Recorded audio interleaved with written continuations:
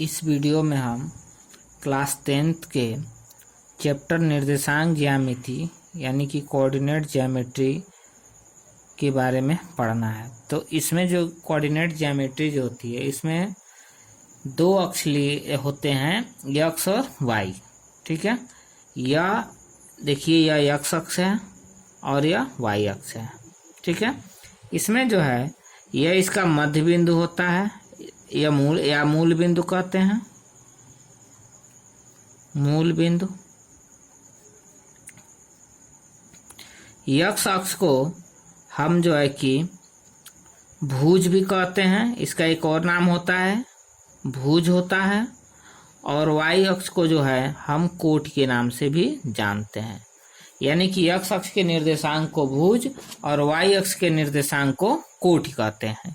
यह मध्य बिंदु होता है, इसका निर्देशांक 0,0 होता है। इस मध्य बिंदु से एक्स अक्ष पर दाहिने तरफ सारे मान पॉजिटिव होते हैं और माइनस जो है कि बाएं तरफ जो है सारे मान निगेटिव होते हैं।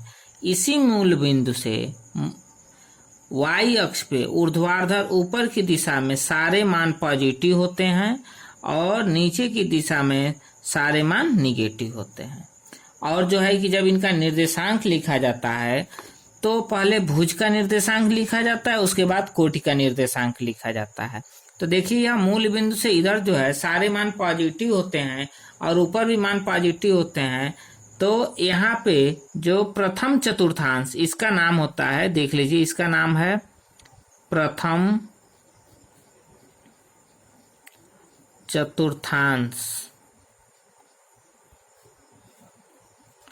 इसका जो है द्वितीय चतुर्थांश नाम है, इसका जो है तृतीय चतुर्थांश नाम है और इसका जो है कि चतुर्थ चतुर्थांश नाम है।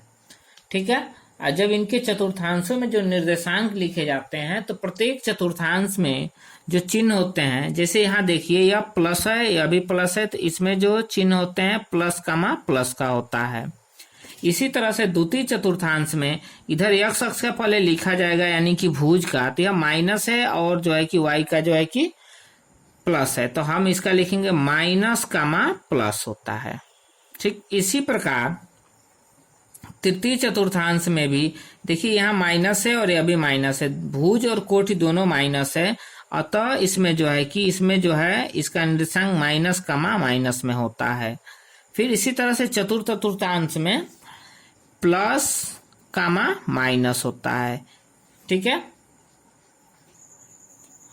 अब जो है इसमें देखिए, अक्षों के समांतर रेखाओं के समीकरण, अक्षों के समांतर रेखाओं का समीकरण कैसे निकाला जाता है, इसके लिए क्या फार्मूला होता है। तो देखिए, इसमें जो चतुर्थांश अक्ष खींचे गए हैं चतुर्थांश में, यह एक्स और वाई अक्ष खींचे गए हैं। तो देखिए, यहाँ से इस मूल बिंदु से वाई अक्ष के समांतर बी दूरी पर जो है कि एक अक्ष गया है और दूसरा जो है एक्स अक्ष के समांतर बी दूरी पर जो है कि एक रेखा गई है। ठीक है, तो इस प्रकार हम यह कह सकते हैं कि एक्स अक्ष के समांतर रेखा का समीकरण, ठीक ना, तो यह होता है y इक्वल टू बी। ठीक है, y इक्वल टू बी। इसी प्रकार y अक्ष के समांतर रेखा का समीकरण यह होता है x इक्वल टू a, क्योंकि x अक्ष के समांतर रेखा का समीकरण जो है y अक्ष पे b यूनिट मात्रक दूरी पे गया है, होकर के गया है, अर्थात y इक्वल टू जो है b होगा।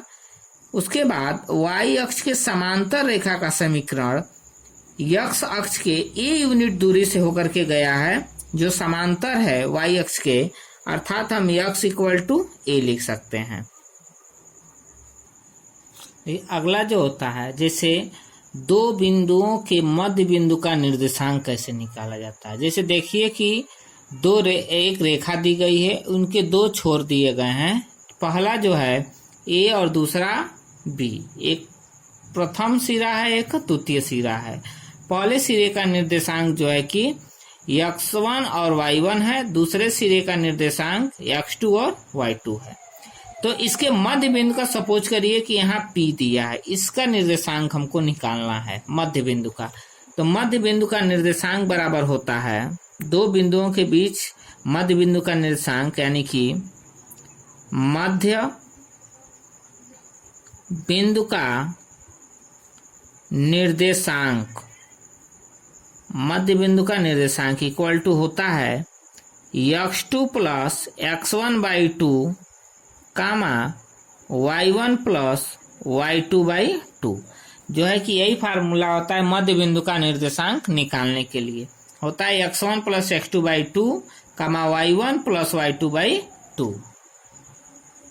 देखिए अगला जो है, इसे देखा, अगला जो टॉपिक है दो बिंदुओं की बीच की दूरी निकालने के लिए। तो दो बिंदुओं के बीच की दूरी का कैसे निगमन किया जाता है, इसमें जो है कि इसका निगमन करके बताया जाएगा। तो देखिए जो चित्र बनाया गया है, यही दो बिंदु लिए गए हैं P और Q, इनके बीच की दूरी हमको निकालना है।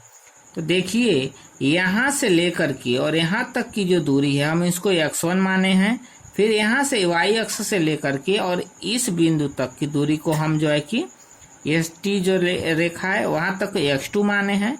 फिर इसी प्रकार PS दूरी को y1 माने हैं और QT दूरी को y2 माना गया है। अब जो है इसमें हम पाइथागोरस प्रमेय लगाएंगे। ठीक है, तो पाइथागोरस प्रमेय क्या होता है? पाइथागोरस प्रमेय, तो देखिए पाइथागोरस प्रमेय जो होता है यह होता है कर्ण का वर्ग इक्वल टू आधार का वर्ग प्लस लंब का वर्ग। ठीक ना? तो जो कर्ण है यहाँ पे देखा जाए तो एक राइट एंगल ट्रायंगल बन रहा है PRQ। देखिए यह 90 डिग्री का एंगल है यहाँ पे। तो इसी में हम जो है कि पाइथागोरस प्रमेय लगाएंगे।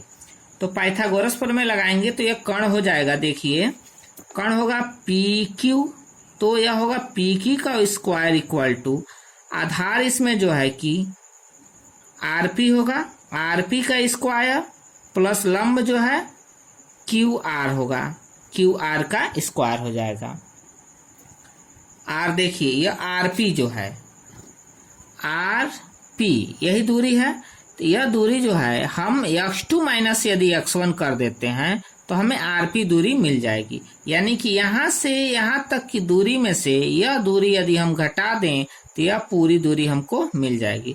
अर्थात RP के स्थान पे हम लिख सकते हैं x2 माइनस x1 का होल स्क्वायर।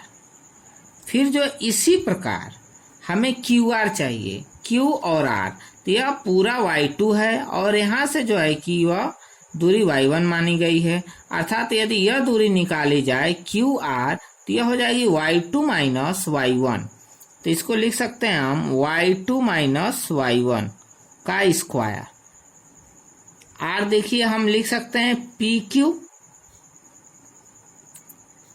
का स्क्वायर इक्वल टू हम लिखेंगे x2 माइनस x1 का whole square plus y2 minus y1 का होल स्क्वायर। फिर जो है हम यहाँ पे इसको लिख सकते हैं, लिखेंगे यहाँ जो है लिख सकते हैं दोनों पक्षों का वर्ग करने, सॉरी यह होगा, यहाँ देखिए लिख दे रहे हैं दोनों पक्षों का वर्गमूल लेने पर, दोनों पक्षों का वर्गमूल लेंगे तो यह हो जाएगा इन रूट PQ का square equal to in root x2 minus x1 का square plus y2 minus y1 का स्क्वायर। अर्थात इसको हम लिख सकते हैं PQ इक्वल टू, यहाँ इसका वर्गमूल निकल जाएगा और यह हो जाएगा इन रूट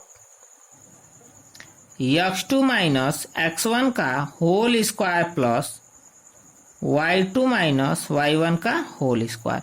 यही जो है दो बिंदुओं के बीच की दूरी निकालने के लिए फार्मूला होता है।